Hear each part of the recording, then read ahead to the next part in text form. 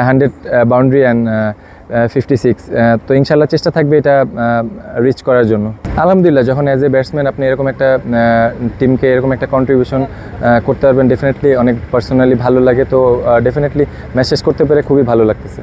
50 ওভারের ফরম্যাট হোক, সবখানেই দেখা যায় যে নাইমসে টপে থাকে, মানে এটার পেছনে লাস্ট 2 বছরের রহস্য দেখেছি। 2 বছরের এরকম কোনো রহস্য নেবে। আমি চেষ্টা করতেছি কনসিস্টেন্সি কীভাবে রান করা যায়, উইকেট প্রেডিক্ট করার জন্য, নিজের গেমটা বোঝার জন্য।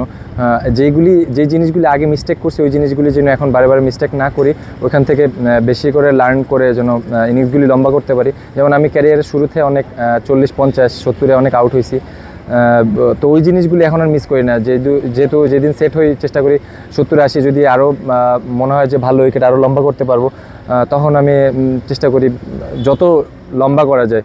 130, 40 কোনো ওয়ানডেতে কোনো লিমিট নেই, যত টার্গেট বেশি থাকবে ওই টার্গেট অনুযায়ী খেলার চেষ্টা করি। আগে ব্যাটিং করলে যত ডেপথে যাওয়া যায়, এই জিনিসগুলি এখন নিজের ভিতরে পরিপূর্ণতা আনছি।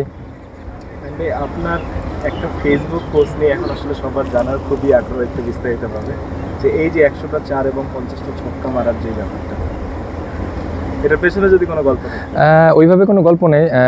সত্যি কথা বলতে প্রিমিয়ার লিগে আমি 500 রানও করছি, 600 রানও করছি, 800 করছি, 950 করছি। তো এখন নতুন একটা মাইন্ড সেট আপ নিজের সামনে আনছি যে আসলে এটা কি পসিবল কি না দেখি, চেষ্টা করে নিজের রেঞ্জটাকে বাড়ানোর চেষ্টা করতেছি। যে আসলে আগে 500-600 রান করলে হয়তো বাউন্ডারি, সিঙ্গেল এগুলি অনেক বেশি থাকতো, বাউন্ডারি একটু কম থাকতো। তো এবার পার্সোনালি এটা একটা গোল সেট করছে যে 100 বাউন্ডারি অ্যান্ড 56।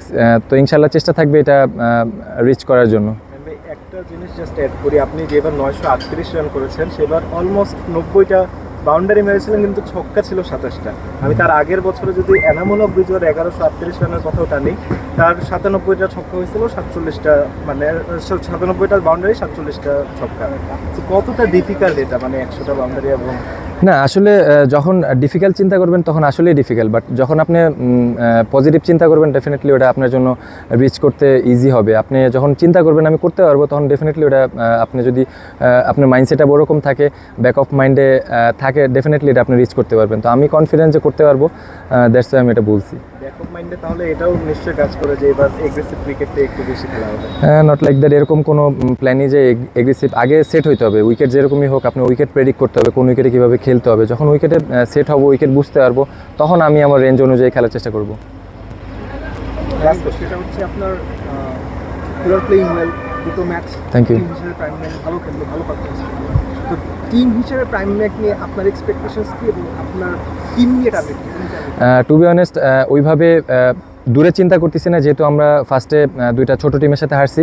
তো এখন আমার পার্সোনালি টিমের সবার সাথে, যারা সিনিয়র প্লেয়ার আছে সবার সাথে একটাই কথা হয়েছে, আমরা 1 by 1 ম্যাচ যাব। সেটা বড় ম্যাচ ছোটো ম্যাচ না, এখন আমাদের জন্য প্রত্যেকটা ম্যাচ অনেক গুরুত্বপূর্ণ। তো আমার পার্সোনাল গোল থাকবে, আমি আমার 100% কন্ট্রিবিউশন টিমের জন্য করতে চাই। আমার মতন ইনশাল্লাহ যত ব্যাটসম্যানরা আছে সবাই এটা 100% করতে চাবে।